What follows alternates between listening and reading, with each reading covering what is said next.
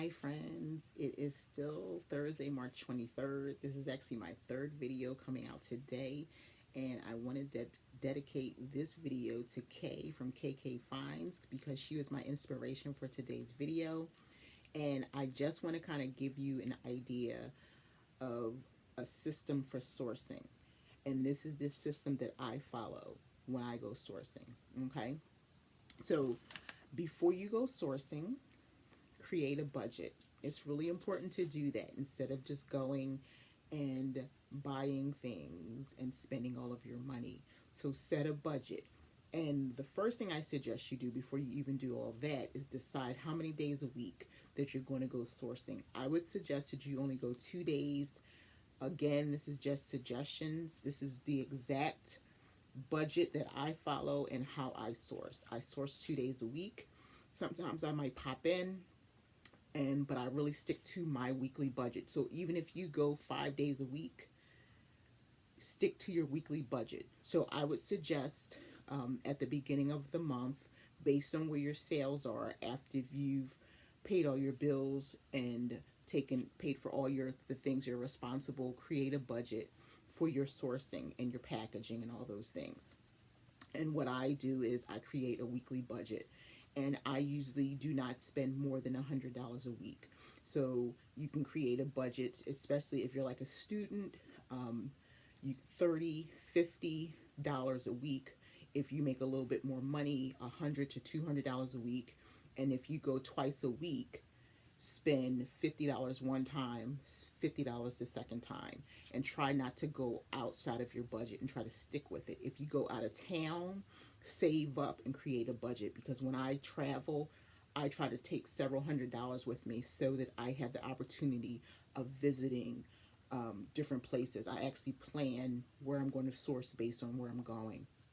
Okay, so creating a budget is very important, and sticking to your budget and trying not to source more than two, I wouldn't even say 3 times a week. Okay, write a list. This is exactly what I do. Before I go sourcing, I write a list of what it is that I intend to purchase, and that is category wise. So I'll give you an example. When I went sourcing on Tuesday, the only thing that I was looking for were men's swim trunks. I got men's shorts. I found a shirt. So I was specifically focusing on men's items. I ran into the Goodwill again yesterday, men's items, because I'm trying to increase my inventory. And then another day I may focus on women, but I'm not going to just focus on anything. It'll be specifically bathing suits, shirts, shorts, and that will be it. I'm not going to look at dresses or anything like that unless I count up and I'm under budget, and then I can allow and I don't find anything that appeals to me. Then, as long as I'm within my budget, I'll start looking at some dresses and different things like that. And I'll give you a good example. I went to $2 Tuesday on Tuesday. I was way under budget. My goal was just to get things for men. I picked my daughter up yesterday from school, and I passed another Goodwill, and I went in there with a $30 budget. And before the hour was up, my cart was full. So I went, parked my cart, went through everything, and I had about $90 worth of items, and I whittled it down. And when I got to the register, my bill was exactly $30.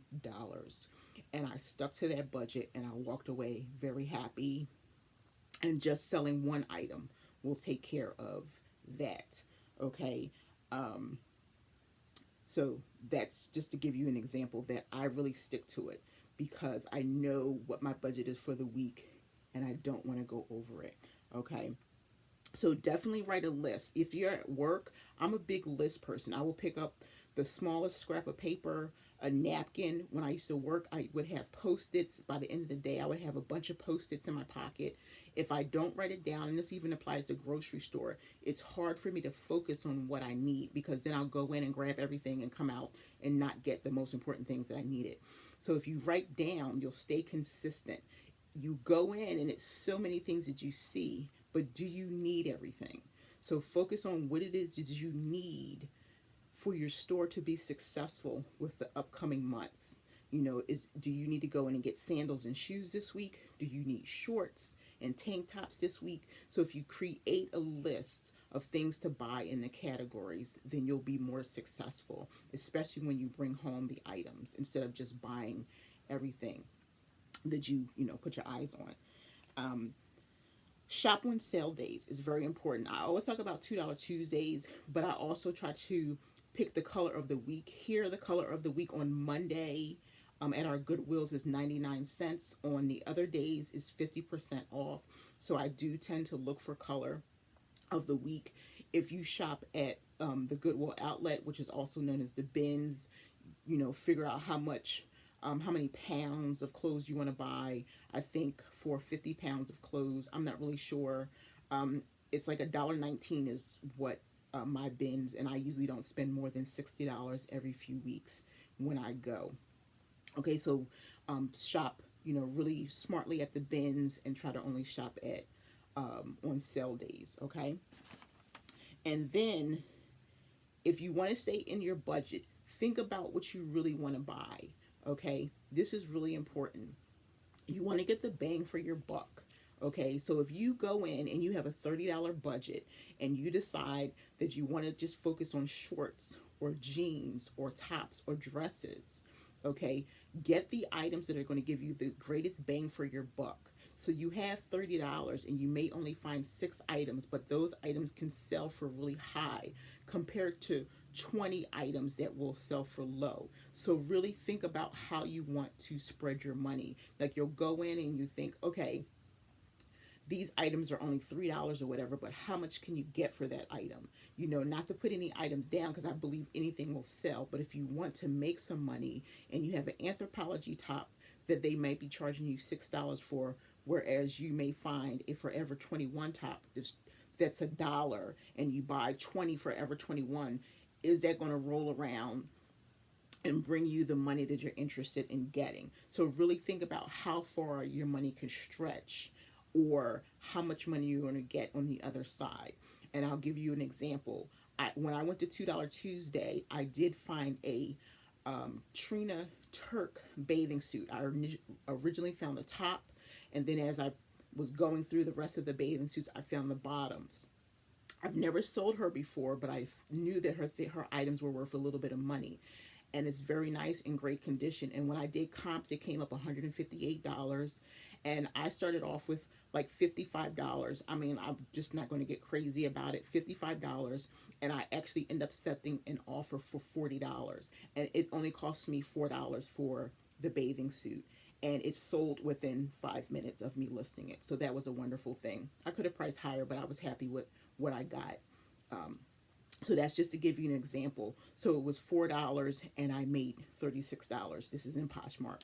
So that was a good turnaround, and it actually paid for half of actually more than half, because I spent $50 at that particular sourcing day. So that's just to give you an example of your turnaround.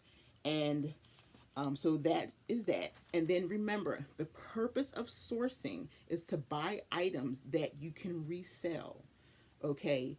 If you have too many items sitting at home that you haven't listed, why keep going out and sourcing? So source what you have first before you go out again, because you want to make money, and that's the key. And if you have money sitting at home, you're not making money.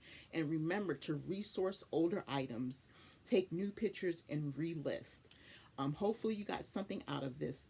If you need me to expand, go in a little bit deeper, I can do another video, or if you want me to talk to you one-on-one, I will. And thank you, Kay, for your story. Kay did a wonderful story today, and that reminded me that I did want to do some type of budgeting for sourcing. I thank everyone for watching. I appreciate you. Have a wonderful day, and take care.